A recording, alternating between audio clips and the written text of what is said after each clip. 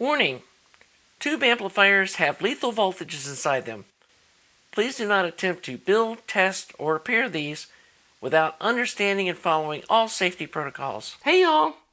I was building one of these color preamps for a customer in the black powder-coated chassis version, and I thought I would just do an update on the wiring layout and the build and try some of my new techniques or apply some of them to this build to try to clean up the wiring like I did on my 300B that we recently kind of revisited. So this is like going to be an updated video series that will kind of supersede what we did last time. And the circuits basically staying the same. The only thing I'm going to change is instead of grounding the heater center tap, I'm going to lift it to 20 volts with a voltage divider. And just adding one resistor and a cap gets us there. So I was kind of like, you know what? That makes more sense theoretically, so let's just do that. But otherwise, pretty much left it alone. I do have some further tweaks down the road I may try, and I will do a supplement to this video if I end up doing those changes. But right now, let's look at building this color preamp and cleaning up the wiring. Most of it was in the power supply. Let's get busy building. Okay, so we're building another one of my tube preamps. I call it my color preamp, and it was originally done by Cascade Tubes, and we'll put a link in the description. Okay, so let's dive into the changes I'm making to the power supply, which is where I'm going to be doing most of the revisions on this version 2 of my popular preamp. And like my 300B, I'm just changing some stuff up to clean up the wiring, and I think it's going to make a better preamp. So one of the things that we're doing that we didn't do in the first one is instead of grounding the virtual center tap of the heater, we're going to lift it up to about 20 volts positive. And yeah, I know that's not a lot.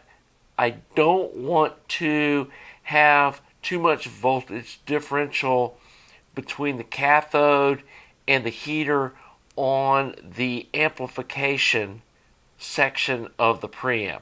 I don't think on the cathode follower you'd end up with any kind of noise from it, but originally we had 80 volts differential between the cathode on the cathode follower and the heater, and I want to reduce that to about 60 volts. And so this time we're going to be using this voltage divider. This is going to be the final B+. So we got this 470K resistor. This is going to be where we create the voltage divider for the heater virtual center tap. This is our star ground point. This one lug right here that's bolted to the chassis. This is the center tap of the high voltage AC. The other two leads of the high voltage AC go over to the plates of the two diodes in the rectifier tube. We're using a 6CA4 9-pin rectifier that has a indirectly heated cathode that's not connected in any way to the heater. And so we can use the same 6.3 volts that were heating the rectifier tube to heat up both of the driver tubes, which simplifies the transformer. It's only got to have 2 windings. So we got the high voltage here going over to the plates. This is our heater, 6.3 volts. I've got this first heater wiring twisted and run over here, trying to keep it away from this as much as possible. It is what it is. That's why we keep all the power supply over here way away from the signal path. And when I show you more of the internal wiring, you'll see how this chassis, some people might say, oh, you could build this in a lot smaller chassis. Well, yeah, you could, but then you're risking getting the AC power supply noise in the signal, and that's the last thing you want on a preamp. So I'm trying to build a super clean sounding preamp, plus I think it just looks better spread out like this. So right over here you can see we have this terminal here. I've covered this with this liquid electrical tape after I bolted this stuff down and soldered it up. But this is our ground wire that comes over here to our IEC socket. This is the safety ground. Make sure that the chassis itself can never get hot. And then the black wire for the transformer I hook up to the non-fused terminal. I don't think it really matters, but just kind of to follow the normal wiring, I'm going to have the black connected to the non-fused side. Then the switch is on the fused side. And it comes up here to our switch up here. It's got this XY safety cap, snubber cap across the switch to tame down any noise you might get from turning the amp or the preamp off. If you don't have these, they'll usually pop pretty loud. You don't want that. This will eliminate all, if not most, of the noise that happens from turning the preamp off. Then you come out of the switch, come over here, and then we splice together this white wire and the wire going to the switch. And then these two wires here are for the light on our little push button angel eye switch we're using. You can use any kind of switch you want if you don't care about having an indicator of any type. Some people just look at the tubes glowing and say, yeah, it's on. I like having a little indicator light, and these little angel eye latching push button switches I think are really cool. And we'll go over wiring this up later. I use the 12 volt DC ones, and anyway, I'll show you how to wire that up in the next segment. So the next thing we're going to do is we're going to bring these 6.3 volt wires over like this, and we're going to connect them to the upper part of this tag strip right here. They're going to connect there and there. And then we're going to be running some 100 ohm resistors from here to our voltage divider center point, and then another one from here to here. I'm probably going to try to keep them as low as we can, because we got to put a cap across these two terminals, which are ground and the center of the voltage divider. On the ground side, you need a little cap, and it's going to sit like right in this little space right here. And then the other thing that I'm doing a little differently is I built this little trio of capacitor little pack, and this is going to work fine. I did order some slightly different caps, and I'm going to put those in the BOM, or the updated BOM. Instead of being these shorter, fatter ones, they have these in the same values that are like 40 millimeters long, and they're skinnier. And so this little package can be squished up a little bit and, you know, just fit in the space a little easier. But it's going to sit in here just like that. And then these three terminals are going to be part of the filtering. So the cathode of the rectifier tube is going to come across here to this terminal right here for this first cap, our 33 UF. And I want it to be the first in this little grounding chain too. So this is where our cathode hooks up. This is where the raw DC comes. Then we're going to have a choke mounted back here in the back of the amp, of the preamp. And we're going to put the choke on this end to keep it away from, again, the signal path. So then the choke's going to go between here and here. And then we're going to have our 2K, I think it was a 2K drop-in resistor that goes from here to here. And then this will be our final clean B plus that'll come up and over to the front end signal tubes. And then, like I said, we have this dropping resistor here. There'll be a resistor going across here that'll ground this voltage divider, and then have a little cap across it sitting somewhere in this little area to help filter the ground side of this voltage divider. And so that's kind of it for the changes. I think this is going to really clean it up, and I like that we're lifting the center tap of the heater a little bit. I think it'll make the just less likelihood that a specific tube might pick up some noise having 80 volt differential between the cathode and the center tap of the heater.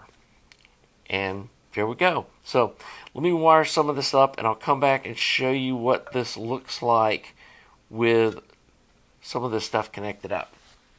Okay, so we got some more of the wiring done. Kind of hard to see here. I can pull this up a little bit though. Right here, there's a little bridge rectifier. Kind of hard to see, but it comes over here to this little cap that was contact cemented to the chassis here to kind of hold this little thing in place. This is the bridge rectifier off of the 6.3 volt that goes up to the light on the indicator.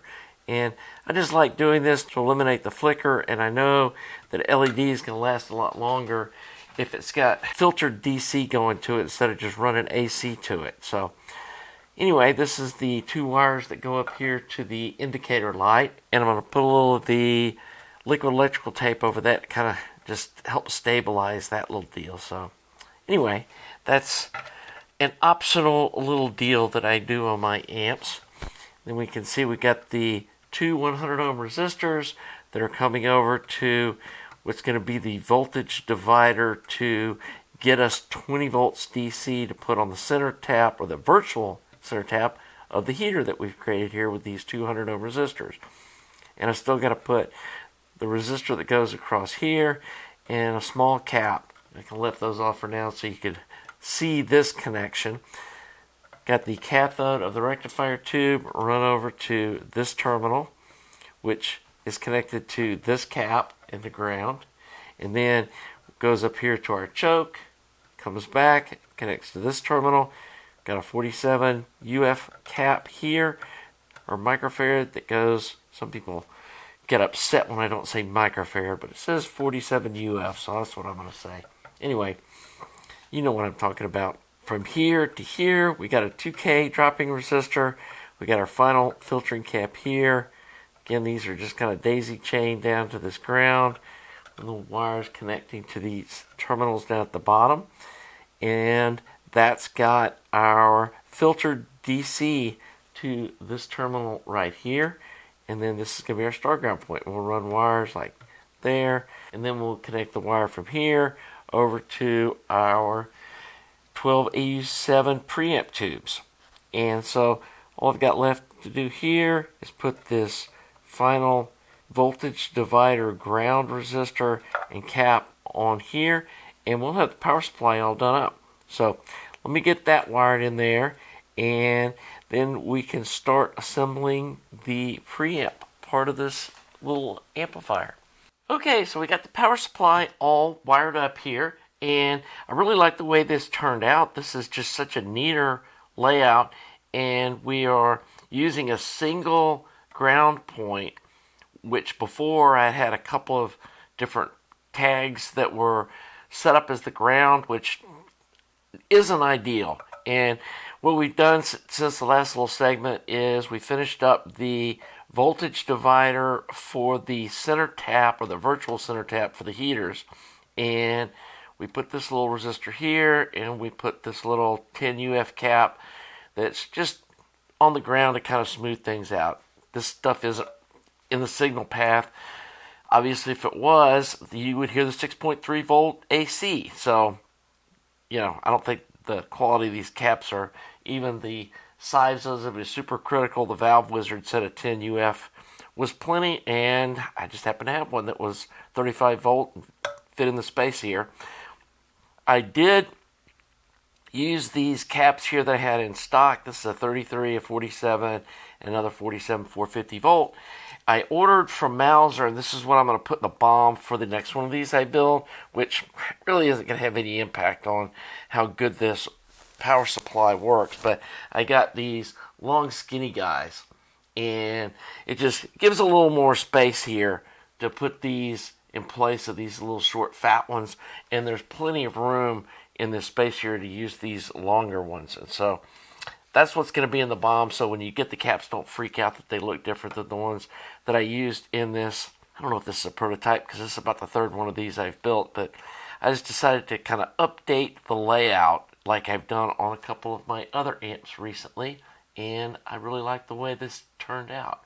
So let's look at the input tube, and I wired one of them up because I haven't done one of these amps in a while, and I wanted to see if there was anything I wanted to change about the way that I was wiring or built the tag strips around the, well, I guess on a preamp, they're just the preamp tubes, not the driver tube. But anyway, they're a pair of 1287. So let's look at that.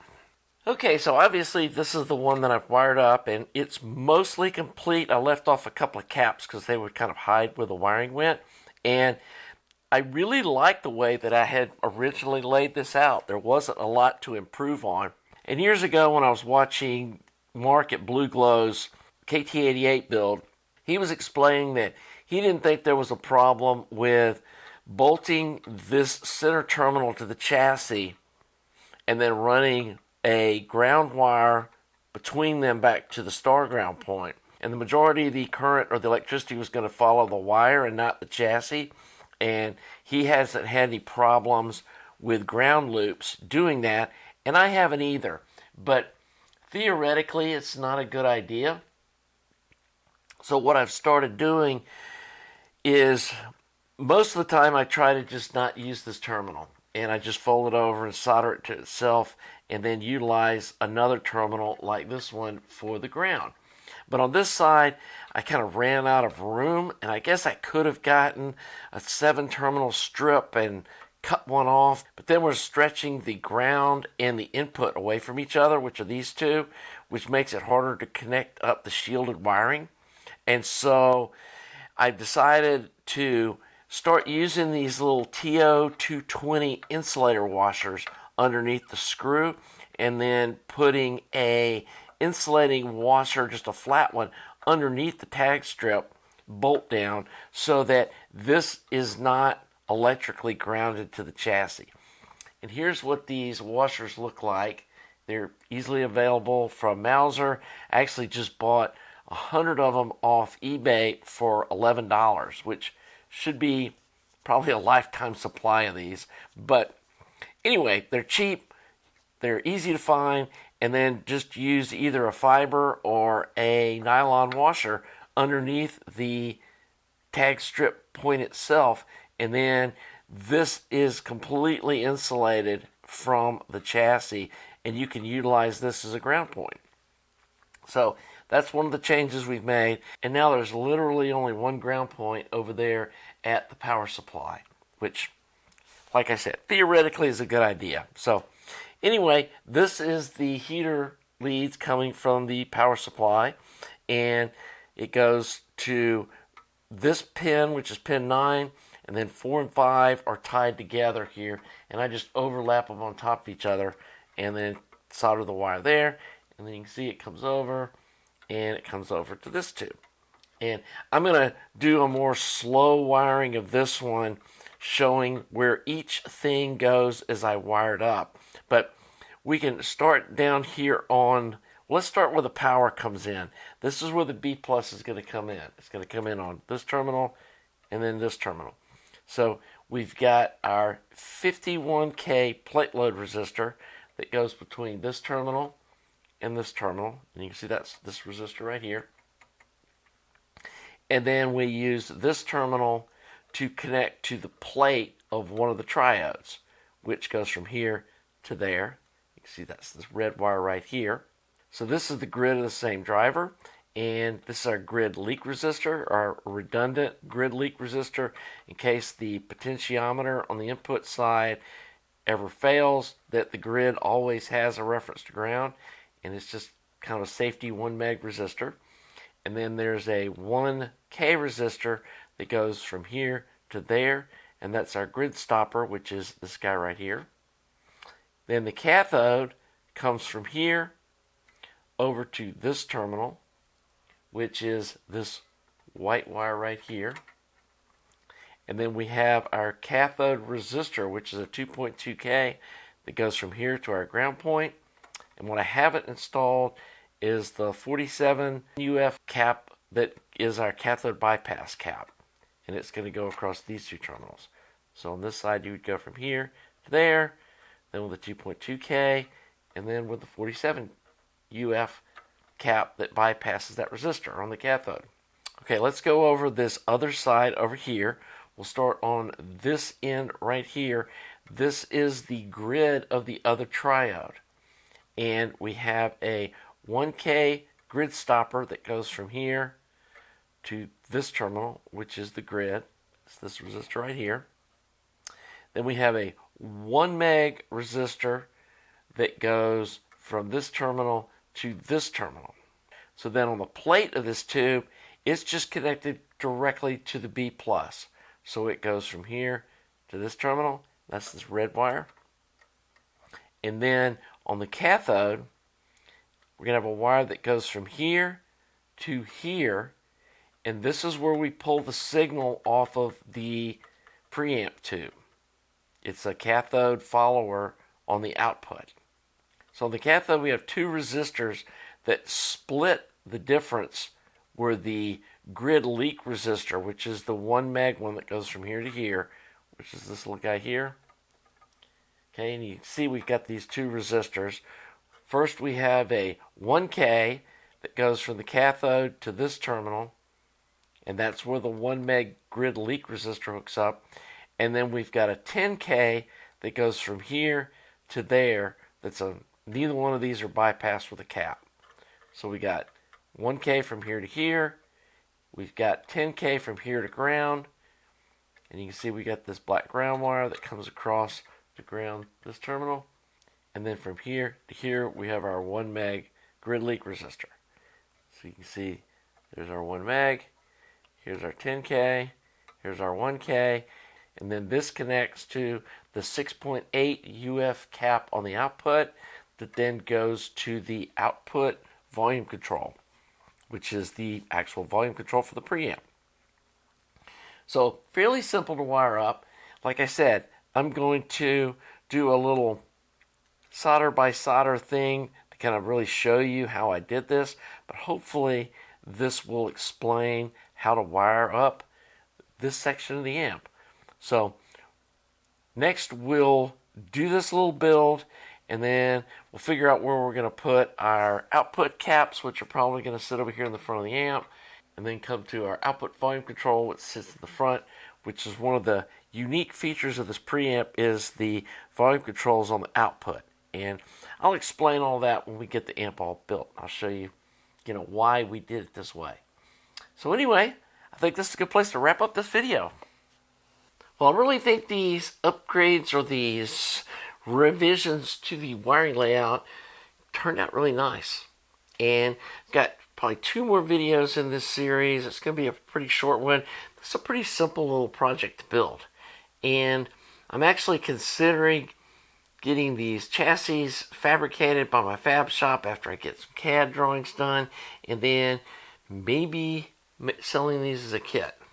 But I haven't decided yet completely, but I could see this being a simple enough thing to sell in a kit form. So let me know in the comments below what you think about that. I mean, it's not going to save you a ton of money off the retail version. It might save a couple $100, but I think it would be a fun project to build too. And it's not super heavy to ship because there's only, like 1 transformer, and it's not a hard thing to build. And it's easy to kind of test things as you go along. So again, let me know in the comments what you think about this being a possible kit. And it's just a cool preamp. I think it's a very unique product or design. And due to cascade tubes, I'll put the link below with the kind of basic design that I did some modifications, adding some input potentiometers. I changed a couple of caps, especially the output cap. I felt it was too small, and yeah, it's just a cool thing, and it sounds really good. Every amp that I've driven with it sounds awesome, and it's actually got a lot of drive. Unlike some preamps that, you turn them wide open and they're unity gain, and it's kind of like, what is this even doing? this one actually serves a purpose. Especially if you got an amp that has low input sensitivity, like those KT120 mono blocks I built, this will really ramp up the performance. It's a neat product. So, anyway, let me know what you think about doing a kit. Thanks to you Patreon supporters, other people that support the channel by being members or making donations or just subscribing and regularly watching my videos. I appreciate all you guys. That's what keeps this kind of whole thing rolling. And yeah, this is a fun build.